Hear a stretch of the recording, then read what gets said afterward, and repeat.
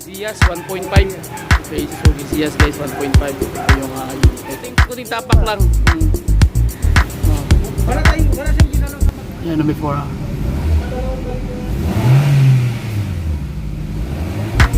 Ayun. Hindi ka naman sa labas na. Hindi sa sumunod.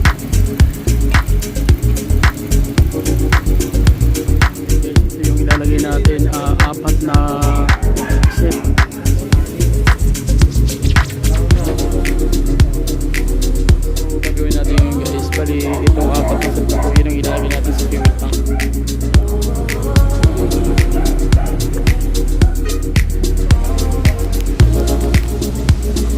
Ang RPM oh. Oh, nakakatakot kawawag at ano mo pa, i-RPM mo na hindi pa siya tumatakbo.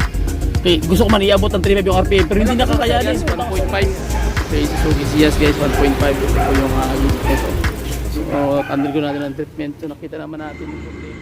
Okay, mapagpalang araw. So, ang nasa harap natin ngayon ng Suzuki Ziyas. So, mag-undergo ito ng Hado engine treatment which is ceramics metal carbon chroming. So, i-chrome natin yung loob ng engine niya. So, ano ba ang gagawin natin? So, maglalagay lang tayo ng engine treatment. So, tara, tingnan natin yung engine. So, ngayon, nandito tayo ngayon sa harapan ng Suzuki Ziyas.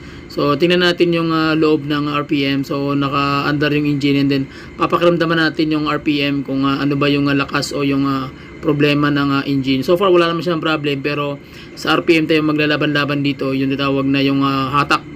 Okay, so yung lagging ng engine. So, pakinggan natin na mabuti yung under ng RPM ng makina. So, pakinggan nyo yun before guys.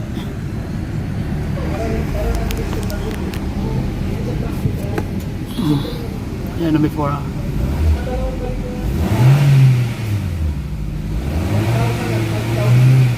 So yung ano niya, yung engine masyadong ano yung takbo, yung ano niya, yung RPM.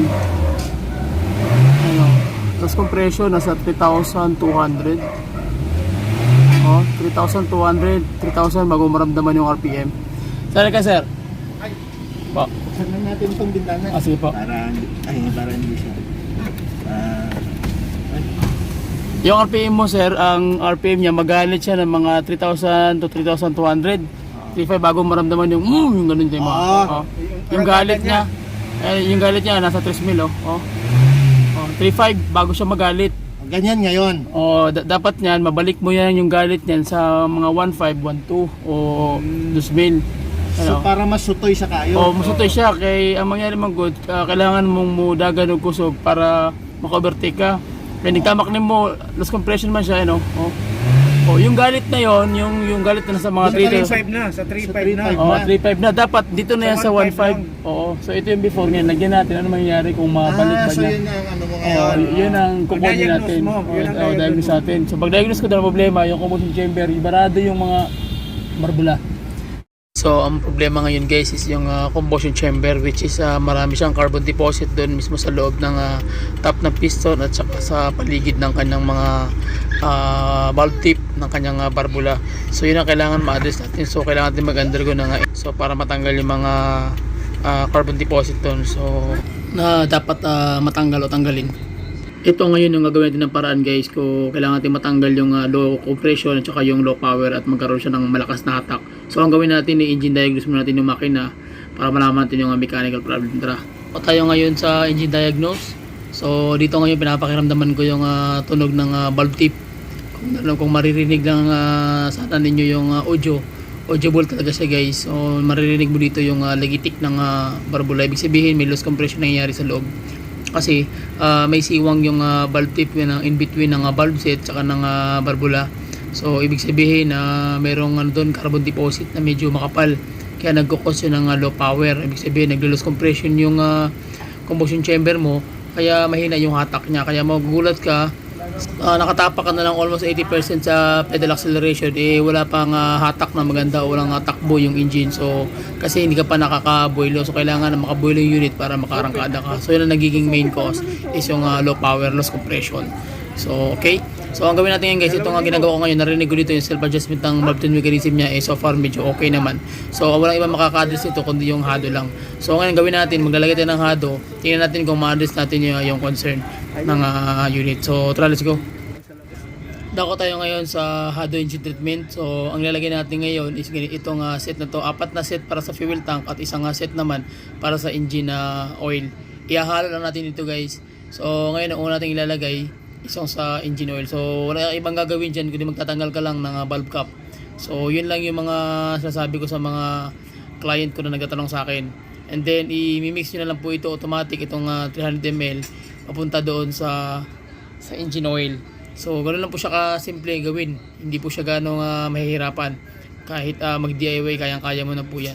So, ihahalo nyo lang po yung buo. Yung isang bote na yan na kulay orange.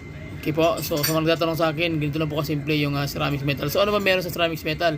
So, i-coat nyo lang naman ng ceramics metal coating formation yung surface ng bakal mo. Kaya magkakaroon siya ng smooth 2 times o 3 times, 10 times pala, sorry, na mas maganda pa yung sliding agent niyan sa mga treatment na ilalagay mo. Okay? So yun po yung ikinaganda nito. And then pagkatapos na maglagay sa makina, dadakot naman tayo dito sa may fuel tank. So ilalagay natin dito is yung ang tawag diyan Hado Extreme Economy. So ano ba yung ibibigay niya na benefits?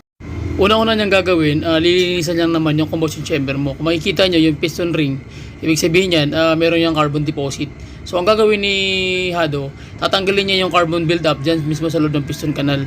Pag natanggal niya yan, ang mangyayari dyan, magkakaroon siya ng tension. So, magugulat ka, magkakaroon siya ng compression recovery o compression recovered. So, marirestore niya yung lakas ng power mo. So, yung RPM mo, magugulat ka, bigla siyang lalakas from 3,500 to 4,500 RPM. Bago siya magalit, magiging ano na siya, babalik siya sa 1,500 to 2,000 RPM, galit na siya. So pwede mo na siyang itakbo at meron na siyang hatak na malakas. So yun ang magiging benefits ni Fuel Extreme Economy doon mismo sa loob ng top ng piston mo. So lahat ng carbon deposit, pati yung injector na balancing ng inject ng fuel system is magkakaroon ng balance. So mawawala yung lahat ng mga carbon buildup o yung mga nakabara doon sa loob mismo ng injector. So hindi mo na kailangan magpa-balance kasi kusa na siya magpa-balance dahil sa pamamagitan ng treatment na inilagay natin sa fuel tank. So ganun lang po siya kasimple. Kung makikita nyo sa video na to, ganito ang mangyayari sa injector mo. Ganito. Yan, nakikita nyo yan. So ganyan, papantayin niya, magiging balance yung system. So ngayon, yun lang yung technique o pointers and basic guys para mayroon kang idea itong treatment na promote natin kung ano yung malaking tulong ito sa mga driver na hindi marunong magmekaniko na habang mga bago pa yung unit nila o kailangan na mag-undergo ng mga tatawag yan mga PMS. So pwede nyo i-try ito para matry nyo and matest nyo sarili nyo na maganda pala siya, mas malaking tulong on behalf sa may unit na may-ari. So ngayon dako tayo sa RPM, papakiramdaman natin mabuti kung ano talaga yung actual na mangyayari na hindi natin na i-jump yung video. So didiretso lang. So sige, tara pakinggan natin ang under ng RPM. So let's go. Sige, okay lang. Ito, Thank you sir. So, pandali natin guys.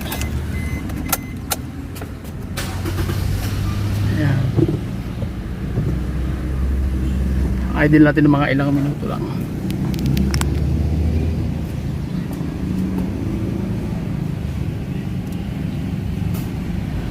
Okay, yan. Bill. Kasama mo na ba si Maki? So ang gagawin natin ngayon guys, so i-idle natin yung muna yung engine para kumalat yung ceramics metal, carbon 60 doon mismo sa loob ng engine. So mag-accumulate yan doon sa engine side, yung ilagay natin doon sa may makina. Lahat ng metal to metal contact, lahat ng may friction doon, tatanggalin niya yon. Okay, tapos yung may mga butas doon ng mga scratches na sama ng ganito, yan para magaspang na yan. So ang gagawin niya, i-coat niya yan ng chroming, i-chrome niya yan ng ceramics metal. So mangyayari sa kanya, para na siyang ganito, salamin. So hindi mo na mararamdaman yung gaspang. So ang gawin natin, idle natin, tapos itatapakan yung RPM. Yun ang ng mangyayari sa kanya. And then sa naman, explain ko sa inyo guys habang naka-idle tayo. And then doon naman sa fuel side na nilagay natin, doon sa hinulog natin doon sa fuel tank niya. Ang gagawin dilinisin niya yung common rail system mo, yung injector mo, Tapos yung valve tip mo doon sa combustion chamber, yung makikita nyo sa video na yan, yung tip na yan, tatanggalin niya yung carbon doon, tutunawin niya yon. Pag matunaw na yon, ang nangyayari, itatapon sa exhaust. So magkakaroon siya ng compression kasi yung dumi doon sa loob ng combustion chamber mo, tatanggalin yun, ipa-pull out niya yun. Kaya magugulat tayo mamayang konti after ng idling nito, yung RPM niya, ibabalik yan sa normal, either 1,500 to 1,800 RPM. So pag mabalik na yun doon sa normal RPM niya, babalik ng compression. So magugulat ka, lalakas na yung ano niya, RPM, mawawala na yung dating 3.5, may balik natin yan sa 1,500. So tingnan natin kung kaya niya bang ibalik sa ganung paraan na nilagay natin. Tingnan natin kung ano may tutulong ni Hado. Mas maganda kasi malaman natin yung magiging result. Okay, so ngayon ginawa natin, idle muna tayo. So yun ang mangyari sa kanya guys. Sa mga nagtatanong sa akin, paano matanggal ang throttle delay, ang lagging ng makina at saka yung init ng engine. Isipin mo, nasa 3.5 na siya, tapos iba na yung under. 4 years old pa lang ito guys. Suzuki Ziyaz 1.5 liters. Ayan o, naramdaman ko na guys. So na 1.8 na siya. Yung galit niya guys, nasa ano na, nasa 2.5, di ba? So hindi pa yan. 2,000 na. Kanina nasa 3.5, pero yung RPM, nanginginig yung RPM niya. Mismo yung torque ng crankshaft 2,000, kita nyo. Yun lang po yung gagawin natin guys. Yan, kung gusto nyo mag-inquire, may number naman ako sa baba. Yan, pwede nyo kong tawagan dyan guys. Yan. Wala pa tayong 10 minutes, 6 minutes pa lang ito. Tama. Yan, naglalaro na sir. Okay sir, tingnan mo yung RPM nya. Marinig mo na sa 1,500 yung galit. 1.5. Kanina 3.5, pero pag inapakan mo kanina yung before, kailangan mo pang apakan ng 1 tapos 2 para mudagan siyang 3.5. Pag 3.5 saka siya pero karon di kaya sa isog. tingnan mo galit na siya, 1,500 galit na. Marinig mo na. Ay, akyat na siya doon. Akyat na siya. Hindi ka pa nagti-3.5, pero i-3.5 natin mo, mas malakas ang ang RPM nakakatakot, kawawag mo pa i-RPM mo na hindi pa siya tumatakbo.